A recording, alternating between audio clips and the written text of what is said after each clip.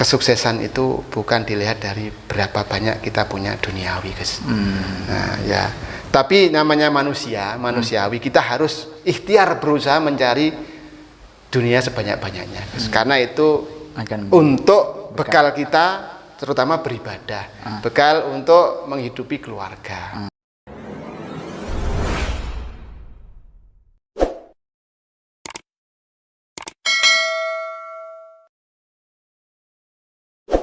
Assalamualaikum warahmatullahi wabarakatuh. Waalaikumsalam warahmatullahi wabarakatuh. Masih stay tune di channel YouTube Ar-Raufah Official. Kali ini kita akan mengobrol santai dengan salah satu alumni, yang mana alumni ini sudah tidak asing lagi bagi panjenengan semua. Dan ini salah satu alumni yang sukses di bidang usaha percetakan mandiri. Bagi jenengan sudah tentu mengetahui di tahun 90-an dan 2000, di bawah tahun 2000. Langsung saja kita akan menyapa beliau. Datangnya dari tempat yang jauh, kota Gandrung, Banyuwangi, bertetangga dengan Minak Jinggo. Beliau adalah Ustadz Khalil. Beliau mempunyai percetakan mandiri. Langsung saja kita akan menyapa-nyapa beliau dan bertanya-tanya. Assalamualaikum Cak Khalil. Waalaikumsalam Gus, alhamdulillah. Bagaimana kabarnya panjenengan? Alhamdulillah, baik-baik saya Gus. Begini ya, kami akan bertanya-tanya terkait salah satu, yaitu awal mula perjalanan Cak Khalil mandiri ini, percetakan mandiri ini, yaitu bisa sampai ke Al-Qadiri, menjadi santrinya guru kita, itu di mana dan bagaimana kejadiannya? Alhamdulillahirrabbilalamin. Mohon maaf sebelumnya Gus. Saya awal tahun 1992 setelah menyelesaikan pendidikan Madrasah Sanawiyah di Srono. Saya itu diajak oleh kakak saya, yaitu Bapak Haji Sokobuddin, untuk menimba ilmu atau mondok di Pondok Pesantren Al-Qadiri. Tapi sebelum itu Gus, sekitar tahun 78-80 itu beberapa kali memang sudah pernah diajak bapak saya almarhum itu ngirim Pak Sokobuddin di pondok yang lama. Oh, masih di selatan? Masih di selatan nih, Gus. Dari situ saya timbul memang, tapi memang dari kecil kehidupan saya di pesantren, Gus. Di rumah itu di belakang ada pondok pesantren Darul Mahfur. Itu pengasuhnya Kiai Haji Hasan Toha. Itu semenjak kecil, Gus. Insya Allah mulai kelas 2 itu sudah posisi saya berada di pondok pesantren, Gus. Mohon maaf karena memang keterbatasan ekonomi di keluarga kami, jadi hidup saya di pesantren, Gus. Jadi pada 1992 saya masuk di Al-Qadiri. Pertama kali masuk di Al-Qadiri, saya nempat di wilayah di depannya Pak Haji Rifai itu, Gus, di atas. Oh iya. Sunan Muria itu lah. Sunan Muria, Gus. Perjalanan saya juga tidak mudah, Gus, karena memang sekali lagi keterbatasan ekonomi waktu itu. Di kamar itu saya itu dibagi sama teman-teman itu bagian gendok, Gus. Bagian masak, Gus. Jadi waktu itu ada teman-teman saya dari Banyuwangi khususnya waktu itu, memang seingat saya waktu itu kelompok-kelompok, Gus. Jadi kalau Banyuwangi itu memang apalagi santri baru ya dibarengkan dengan temannya itu sewilayah, Gus, gitu. Waktu itu ada 5 teman di kamar itu. Dan saya, yaitu Gus, tiap hari saya harus subuh itu harus melek, Gus. Karena zaman dulu harus gendok, Gus. Terus terang harus gendok. Dan kalau gendok kan pakai kompor jos itu, Gus. Terus ada kastolnya itu, Gus.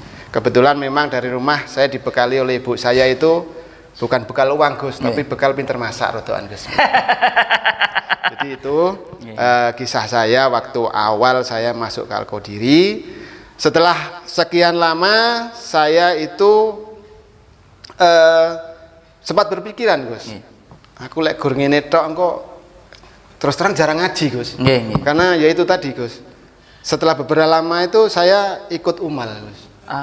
Ikut di umal, bantu-bantu bangunan sampai akhirnya setelah di umal itu beberapa bulan saya ditawari di koperasi, Gus.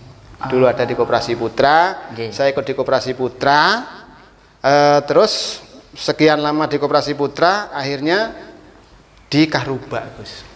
bagian setrum Gus.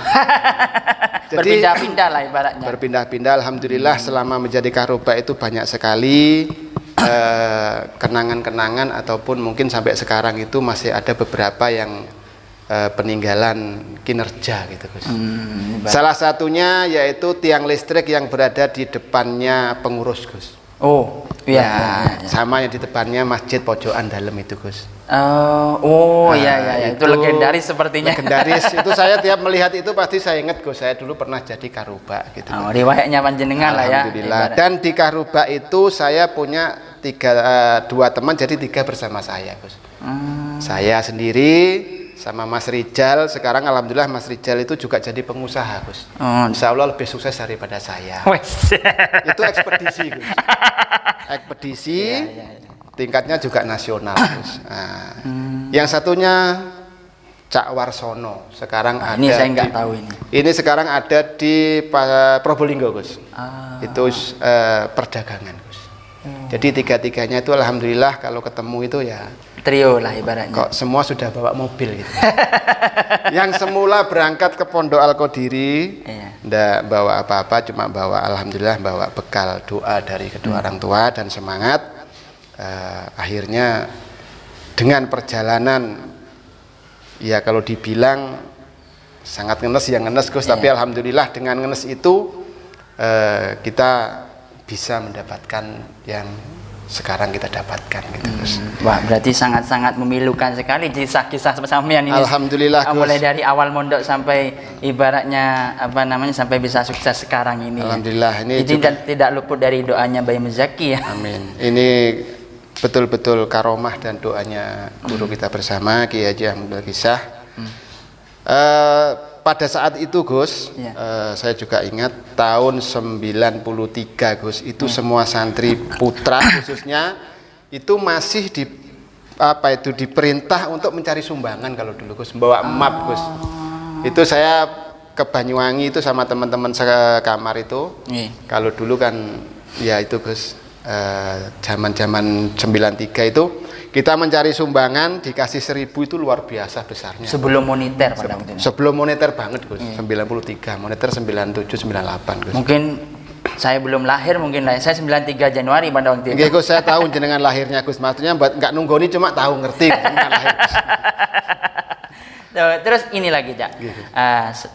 Jenengan ini kan termasuk salah satu santri yang agak lama lah ibaratnya dari 92 ke 2002. Ada enggak Cak salah satu peristiwa yang di luar nalarnya guru kita Kiai Haji Ahmad Kisah, salah satu kisah yang sangat sampean kenang sampai sekarang tidak bisa dilupakan, yaitu terkait di antaranya salah satu karomah dan barokah doanya beliau yang sampean sendiri rasakan Cak. Di antaranya itu apa Cak? Untuk doa-doa ataupun karomah yang saya rasakan atau sambung doanya yang sudah saya rasakan itu kalau saat ini sangat luar biasa Gus, sangat luar biasa. Kalau pada saat mondok terus terang memang jarang yang merasakan Gus, jarang sekali yang merasakan. Tapi begitu kita sudah di luar pesantren, pada waktu itu mohon maaf Gus, saya 98 itu saya memberanikan diri untuk bekerja Gus. Saya bekerja di Surabaya di percetakan, itu pun waktu itu awalnya disuruh kakak saya Pak Haji Sakobudin untuk ngambil kalender Gus. Waktu itu Al-Qadiri nyetaknya masih di Surabaya. Saya suruh ngambil, lah itu kenal dengan percetakan itu masih saudara Gus. Di situ saya masuk tidak bisa apa-apa, tapi dengan penuh keyakinan dan saya yakin doanya guru dan ilmu yang saya dapat, terutama ilmu karuba itu Gus, ilmu listrik itu. Salah satu menurut saya keajaiban Gus ya. Waktu itu saya belum jadi apa-apa di perusahaan itu, di percetakan itu, tiba-tiba listrik mati Gus. Itu karena ada konslet. Disitulah saya diem Gus, nggak mau benahi, nggak berani, karena saya belum jadi orang apa-apa di situ. Mau ngomong saya bisa benahi, saya juga nggak berani Gus. Akhirnya pada diem semua, nelpon tukang listrik lama. Akhirnya saya ingat Gus, saya ingat kalau saya ini pernah jadi tukang listrik di Al-Qadiri. Akhirnya saya memberikan diri, bilang ke tukang cetak waktu itu Gus, Mas kenapa kok listriknya ini mati gitu. Anu Mas, mungkin ada yang konslet. Apa boleh saya lihat? Saya pernah dulu di pesantren saya itu saya kerjanya tukang listrik. Oh enggak apa-apa Mas. Saya tanya ada tes pen gitu. Tes pen itu ya Gus yang buat ngetes setrum. Kok ada Gus? Tapi sebelum saya ngetes Gus, saya sebut nama Kiai Gus. Terus sebab doanya Kiai Muzaki bil barokati sampai selesai Gus. Saya lihat itu kalau listrik di perusahaan itu bukan listrik kecil gini Gus. Listriknya itu ratusan watt itu, ratusan volt. Ya itu besar itu, ya boxnya besar itu. Saya lihat Gus. Saya tes satu.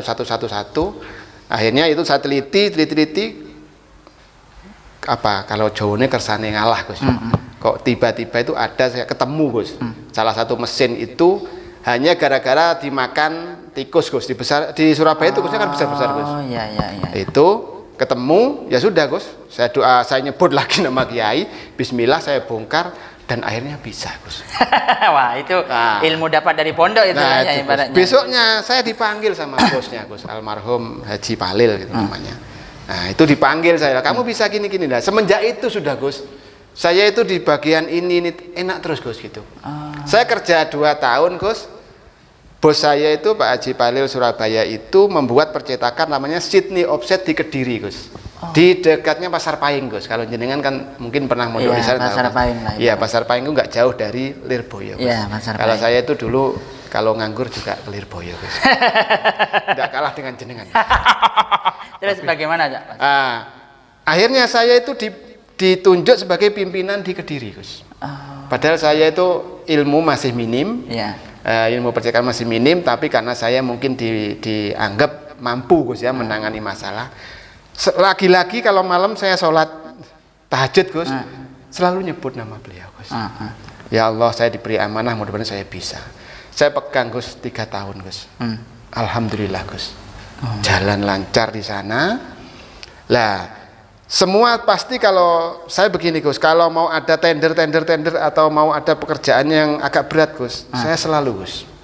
Saya selalu yang manakipan singkat itu kayak bilang jenengan manakipan singkat. Saya bawa Gus buku manakib, saya bawa Gus. Saya buku manakib saya bawa, saya sebut nama Kiai dan seluruh keluarga dan bil barokati sampai selesai. Alhamdulillah setiap ketemu orang kita tender itu alhamdulillah Gus. Selalu ya ada, tapi banyak lolosnya gitu, banyak berhasilnya Gus. Itu sampai alhamdulillah Gus, sampai dipercaya kayak begitu. Pada akhirnya Gus, di tahun kalau nggak salah itu 2001 Gus, saya itu dapat kabar di Al-Qadiri akan diadakan haul, Haflatul Imtihan dan haul. Akhirnya pulang. Kalau dulu nggak ada WA, nggak ada SMS Gus, telepon dulu Gus. Ditelepon teman itu bahwasanya mau ada haul. Saya pulang Gus. Saya pulang. Waktu itu hari Rabu karena haulnya kan Kamis. Saya pinginnya saya itu kembali ke Al-Qadiri itu Selasa karena kan tiap malam Kamisnya kan ada hiburan Gus. Tapi karena saya mendapat amanah atau saya itu megang perusahaan, saya nggak bisa semena-mena. Akhirnya saya pulang Rabu, malam Kamis saya nyampe di Al-Qadiri, saya jamaah subuh. Setelah subuh saya sowan ke Kiai. Langsung Kiai itu, awak mulai nggih Yai dalem ngono. Sik nang Surabaya Lil, nggih Yai. Anu wis balik wis gitu. Artinya kembali wis ning Jember balik wis. Nggih dalam hati kula nggih bingung Gus, kula dalam waktu niku kula saya diparingi kula niku diparingi anu Gus, perumahan. Untuk tempat tinggal di Kediri itu ada perumahan di Alam Hijau waktu itu. Terus saya dikasih mobil Espas, waktu itu Espas sudah mewah Gus. Daihatsu Espas. Espas itu waktu itu sudah, wah tak bawa ke sini Gus dulu Gus. Sering Gus. Saya bawa ke sini Gus Espas merah Gus. Terus? Jadi itu ada inventaris itu rumah, Espas sama gaji ya lumayan dulu Gus. Di saat kayak gitu saya suruh pulang Gus. Bayangkan di mana Gus? Istilahnya kan saya merintis dari awal ya pekerjaan. Saya ketika posisi sudah mulai nyaman. Nyaman Gus. Mulai nyaman. Dan anak buah waktu itu ada kalau 15 Gus di Kediri itu suruh pulang. Tapi dengan keyakinan saya dalam Yai nggih. Walaupun dengan berat hati jenengan aslinya berat hati Gus, ya namanya manusiawi. Iya, manusiawinya. Saya mikirnya, duh, gimana di Jember mau ngapain gitu. Terus? Nah, sebelum saya pamitan itu, saya kebetulan punya kenalan orang Surabaya yang punya saudara di Balung, Gus. Nah, itu memang ada rencana mau buat percetakan, Gus. Nah, saya nemu jalan, Gus. Saya nemu jalan, akhirnya buat percetakan itu di Sempusari. Tempo dalam waktu 1,5 tahun, itu ya namanya join, Gus ya. Pasti mungkin ada salah paham dan lain-lain. Akhirnya saya mengundurkan diri, Gus. Saya mengundurkan diri, saya balik ke pondok lagi, Gus. Waktu saya kembali ke sini itu 2000 atau 2021 itu, Gus, saya juga langsung ke pondok lagi, Gus. Waktu itu saya ingat ikut di kebersihan, Gus. Gitu. Terus setelah di Sempusari itu 1,5 tahun kita nggak ada kecocokan, akhirnya saya mengundurkan diri. Di pondok selama 2 bulan ketemu Amit, Gus, Mas Arif itu, Gus. Arif Banyuwangi itu ya. Iya. Kita ngobrol-ngobrol. Ini mungkin Mas Arif nanti ini menyaksikan YouTube ini ya. Kita awalnya ketemu Mas Arif ngobrol-ngobrol. Saya ditanya, waktu itu ingat saya, Gus, kayak jenengan tadi, Gus. Saya pertama awal saya celana antok dulu, Gus. Terus dikasih sarung saya, Gus. Ingat saya kasih sarung sama baju koko 1 sama Mas Arif itu. Saya kondisi memang uang mulai tipis, Gus. Pada waktu itu. Waktu itu, Gus. Jadi saya di pondok di kebersihan ikut capek dulu. Ditawari buatlah kita yang namanya Sakila itu, Gus. Jadi Sakila itu terciptanya Sakila itu antara saya dengan Mas Arif Banyuwangi. Jadi Mas Arif yang modali, Gus, saya yang jalankan. Itu sampai ya alhamdulillah, Gus, selalu itu saya selalu ini, Gus, memohon bantuan doa ke beliau. Terus saya setelah itu gimana? Saya kan selalu, Gus, kalau mau memulai itu mesti nadar, Gus. Itu nadar karena Kiai kan sering menyampaikan nadar itu apa, Gus ya? Sesuatu yang bisa mempercepat, memancing sesuatu. Saya alhamdulillah lebih kayak yang saya lakukan di Kediri dan di Kediri itu alhamdulillah selalu diparing lancar, Gus. Pada tahun 2007 nah, itu sama Mas Arif itu nggak salah 2002, Gus. 5 tahun. Ya, 2007 saya sama Mas Arif ketemuan. Waktu itu ada Mas Helmi juga. Saya ketemuan sama Mas Arif. Mas Arif saya rasa sudah mampu dan beliaunya memang Mas Arif itu punya cita-cita di Banyuwangi, Gus. Jadi kita bukan karena crash, kita bukan karena ada beda pendapat, tapi Mas Arif memang mau mendirikan percetakan di Banyuwangi. Jadi akhirnya Mas Arif saya bekali ilmu gini-gini, saya toto semuanya yang di Banyuwangi. Bahkan saya ikut memanajemen sampai beberapa bulan di sana. Akhirnya jalan. Yang di sini kan diserahkan Mas Helmi. Di Patrang ini. Patrang, Gus. Dengan Mas Helmi beberapa bulan waktu itu, Gus. Ya namanya jiwa-jiwa apa, Gus, pengusaha ya. Kan pingin punya sendiri, Gus. Gitu, Gus. Nah, di tahun 2008 saya pamit baik-baik, saya ini, Gus, mendirikan atau membuat percetakan. Terus peristiwa yang aneh lagi yang Cak Holil alami sendiri, salah satunya diantaranya peristiwa dengan Bayi Muzaki yang di luar nalar, salah satunya diantaranya apa lagi, Cak? Tentang umroh, Gus. Nggak apa-apa, itu mungkin bisa. Umroh itu saya umroh alhamdulillah 2 kali, Gus. Yang pertama 2008, Gus. Di 2008 itu Pak Desa, Pak Lek saya di Pak Lek dari mertua itu namanya Pak Almarhum Haji Khairul Anam. Itu selalu tanya ke saya, Gus, kapan Yai Muzaki umroh pribadi sendiri gitu kan. Biasanya waktu itu kan diajak SBY, diajak, Gus. Itu tanya ke saya jawab. Saya tak tanya ke teman-teman di dalam. Akhirnya saya dapat jawaban, Gus, saya sampaikan bahwasanya Kiai Muzaki dan Bunyai nanti umroh di bulan Ramadan. Bulan Ramadan. Saya sampaikan gini, Gus. Saya sampaikan ke Pak Lek. Semua sudah beres, sudah Pak Lek siap semua, Gus. Dari biaya, dari ini sudah siap semua. Ada satu yang tidak bisa membuat Pak Lek itu sama Bu Lek berangkat, Gus. Karena memang cita-citanya Pak Lek sama Bu Lek itu pingin ngajak ini, Gus, putrinya, karena putrinya tinggal satu, namanya Mbak Rosi. Iya, iya. Kalau ini apa? Habis gitu bilang ke saya, mohon maaf, Rosi nggak gelem Lel gitu. Duh, terus piye Lek? Gitu. Coba aku njaluk tolong sampean, ya apa caranya Rosi gelem? Gitu Gus. Ya sudah Gus, saya matur ke ke Kiai Muzaki matur, ini. Oh iya Le, balik wis ngomong ngono. Kok gelem? Wangsul kula Gus. Wangsul. Saya pulang ke Srono, saya temui, saya hadapi bertiga, jadi Pak Lek, Bu Lek sama si Rosi. Terus Rosi itu tetap gak mau Gus. Ternyata harus ada temannya Gus. Lah itu Gus. Apa sih? Aku gelem Mas, tapi sampean kudu melok. Lah iki Gus. Aku duit teko ndi Gus? Wong sik melok uang Gus. Gitu Gus. Iya, Iki oleh iya, duit iya. teko ndi ngene. Terus Mari ngono Gus. Nyebut kula Gus. Ya Allah. Ya tetep saya Iya, tiap ada apa-apa iya, selalu iya. nyebut alakoh batin. Kiai itu Gus. Terus Pak Lek bilang Gus. Kowe duwe duit piro? Ojo ngomong lek umroh lek gini. Ya terus terang gak mampu Gus. Iya, Ya kalau iya, sekarang iya. dulu gak mampu Gus. Iya, iya. Akhirnya Terus? Pak Lek almarhum itu bilang, "Wis ngene wis. Kon golek duit separuh. Separuhnya aku sing bayari." Ngono Gus. Waktu itu 27 Gus. 27 juta. 2008. Karena puasa VIP Gus. Iya, iya. 2008 itu. Terus Ya jadilah berangkatnya saya Gus. Tapi saya bilang ke Pak Lek Gus, Nggih, tetap Lek, aku ndak gelem lek sampean KI. Akad saya utang Gus. Utang.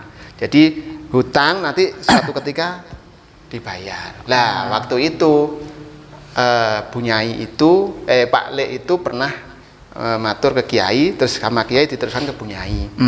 Bunyai waktu bangun musola putri Gus. Lah itu waktu itu Pak Lek almarhum Haji Hoiril Anam itu juga nadar kalau anaknya itu mau umroh, itu mau bantu di Al-Qadiri. Kebetulan Bunyai bangun musola putri, jadi uang yang dibuat bayar saya itu saya suruh nyaur ke Bunyai Gus, beli keramik Gus. Jadi tidak langsung ya saya punya peran dikit-dikit Gus. Dikit. Ya. Jadi itu umroh pertama Gus. Dan itu saya merasakan betul-betul itu Barokah doanya barokahnya doanya Kiai. Umroh yang kedua Gus. Ini berkaitan dengan umroh Gus ya. Iya. Di 2014 kemarin Gus. Oke. Selisih 6 tahun. Oke, walaupun saya ini panitia umroh kan Gus. terus gimana? Itu saya bilang ke Taufik, nanya karena waktu itu ada AB Gus. Jadi kelompok A sama kelompok B. Nah, yang B itu kebetulan waktu itu yang mimpin seharusnya Nyai Fadilah sama apa Gus? Ki Abdurrahman. Ki Abdurrahman. Oke, terus Nah, saya kan mikir Gus. Nanti kalau beliau masa disuruh-suruh oleh jamaah gitu Gus. Dengan keyakinan saya matur ke Taufik, Lora, saya mau ikut umroh. Nah itu Gus cerita yang ini memang sangat-sangat di luar nalar saya Gus. Terus? Saya punya uang itu 60 juta Gus. Betul Gus. Punya uang 60 juta, kondisi usaha jalan Gus. Iki lek duit entek iki, saya belum punya rumah, belum punya tanah Gus. Saya masih ngontrak Gus. Nah, tapi dengan keyakinan saya mau membantu keluarga Al-Qadiri untuk bisa mensukseskan umroh Gus. Dan Terus? saya bayar Gus. Saya bayar umroh. Kebetulan juga sekali lagi dapat barokah dibantu Taufik Gus. Terus? Tapi istri saya bayar penuh Gus. Nah, itu sampai akhirnya saya bisa berangkat umroh walaupun saya punya uang 60 juta. Habis umroh habis uang saya Gus. Ya tinggal dikit operasional kantor Gus. Iya. Tapi dalam keyakinan saya Gus, saya begini Gus, ini di Mekah. Iya. Hak lillahi ta'ala, hak demi Allah saya bilang Gus. Istri saya di sebelah sini, saya nempel ke Ka'bah Gus. Nempel ke Ka'bah. Saya doanya nggak Arab Gus, nggak bisa Gus. Ya Allah, saya nggak punya rumah ya Allah. Ya Allah, saya berangkat ke sini, ini uang ini sebetulnya mau beli tanah ya Allah. Karena guru butuh saya ya Allah untuk mendampingi jamaah. Saya buat bayar untuk umroh ya Allah. Istri saya nangis Gus. Tiap hari Gus, tiap habis subuh itu. Habis itu ke Hijir Ismail itu Gus, doa gitu. Jadi doa saya begitu Gus di Mekah. Saya nggak minta apa-apa. Ya selain minta mendoakan mudah-mudahan anak-anak saya juga bisa nyampe ke Madinah. Tapi waktu itu nggak tahu Gus, fokus saya itu Gus, karena amit Gus, itu mana ekonomi Gus. Hitungannya ekonomi Gus. Pendapatan. Terus habis gitu Gus sepulang umroh nggak punya apa-apa Gus. Sepulang dari umroh 2014 ya Gus ya. Saya tuh nggak tahu tiba-tiba itu kerjaan saya banyak Gus. Saya bisa beli mesin besar, saya bisa ini itu bisa. Di 2016 Gus, Januari Gus, saya bisa beli tanah seharga 55 juta Gus di Kedawung itu Gus. Habis beli tanah 1 bulan saya matur ke Kiai. Saya bawa kalender gini Gus, saya gunting, saya taruh di saya gini Gus, tak tunjukin Kiai. Kiai minta tanggal, saya mau bangun rumah Gus. Jadi saya minta tanggal ke Kiai untuk bangun rumah. Dikasih tanggal, ingat waktu itu hari Senin Gus sama Kiai. Ya iki le apik le. Dendi le Kedawung ya wes Kedawung apik wes awakmu Kedawung gitu. Padahal waktu itu cari tanah kemana-mana gak nemu Gus. Nemu Kedawung Gus. Oh, itu salah satu keberkahan yang sampean rasakan. Alhamdulillah Gus. Sampai rumah itu ya alhamdulillah Gus. Terus ini lagi Cak, yang terakhir pesan-pesan Cak Holil untuk para jamaah manakib, imam manakib, lebih-lebih santri dan alumni. Harapan besar Cak Holil ke depan bagaimana? Untuk rekan-rekan alumni, saya sangat-sangat memohon bahwasanya beliau Kiai Haji Ahmad Kisah dan seluruh keluarga Al-Qodiri tidak pernah henti-hentinya mendoakan alumni, santri, jamaah dan lain-lain. Monggo ayolah kita itu juga gimana caranya doa itu nyambung, dalam artian minimal ikut manakib atau minimal datang ke Al-Qodiri atau minimal mengingat guru kita atau mungkin ya hal-hal yang bisa mungkin membahagiakan guru kita yaitu Kiai Haji Ahmad Kisah. Dan pesan saya mohon maaf ini kepada seluruh alumni dan jamaah, kalau selama ini yang saya jalani Gus, yang saya lakukan atau saya haturkan ke guru kita Kiai Haji Ahmad Kisah khususnya, saya belum pernah matur hal-hal yang tidak enak Gus, tidak enak. Contohnya saya punya masalah, saya matur, saya belum pernah Gus. Saya simpan rapi-rapi, itu bukan hanya ke guru Gus, ke anak, istri, ke keluarga, ke saudara, ke semuanya saya belum pernah matur yang gak enak-enak. Alhamdulillah kalau ke Kiai, saya setiap nadar, apalagi nadar saya itu terkabul, saya pasti sampaikan ke beliau. Saya menyampaikan hal-hal yang enak, menyampaikan masalah keberhasilan agar tidak menjadi beban. Dan pesan saya terakhir, karena ini juga terakhir, kesuksesan itu bukan dilihat dari berapa banyak kita punya duniawi Gus. Ya, tapi namanya manusiawi, kita harus ikhtiar berusaha mencari dunia sebanyak-banyaknya Gus. Karena itu untuk bekal kita, terutama beribadah, bekal untuk menghidupi keluarga. Jadi sukses itu menurut saya bagaimana kita itu bisa selalu mensyukuri yang kita dapatkan. Yang kedua, sukses itu bagaimana pikiran, tenaga, dan pekerjaan kita itu bermanfaat untuk orang lain. Alhamdulillah Gus, saya di percetakan itu pernah sampai mempunyai anak buah 25 Gus. Untuk rekan-rekan saat ini karena pandemi Gus, kita harus pandai-pandai untuk selalu bersyukur Gus. Kita harus noleh ke belakang lagi Gus, apa yang sudah kita dapatkan. Jadi bukan menyesal atau kita memikirkan hal-hal yang tidak ada kan gitu. Jadi di saat pandemi ini siapapun merasakan Gus, apalagi jenis yang saya gelut ini usaha Gus. Tapi alhamdulillah saya selalu berharap sambung doanya guru kita. Itu Gus. Jangan lupa kepada teman-teman semuanya, bagi rekan-rekan alumni ataupun santri, jamaah manakib, imam manakib, jangan lupa untuk selalu dukung channel Ar-Rufa Official dengan like, comment, share, and subscribe. Kalau bisa ya jangan 1 kali, 10 kali. Wah, itulah pemaparan beliau yang singkat dan padat dan jelas bahwa orang itu tidak bisa diukur kesuksesannya dengan duniawinya saja, tapi yaitu ketika bagaimana dia selalu memposisikan gurunya ada di hatinya dan di dalam doanya, serta orang tuanya selalu didoakan dan gurunya. Kiranya itu saja yang bisa saya sampaikan, kurang lebihnya saya mohon maaf. Wassalamualaikum warahmatullahi wabarakatuh.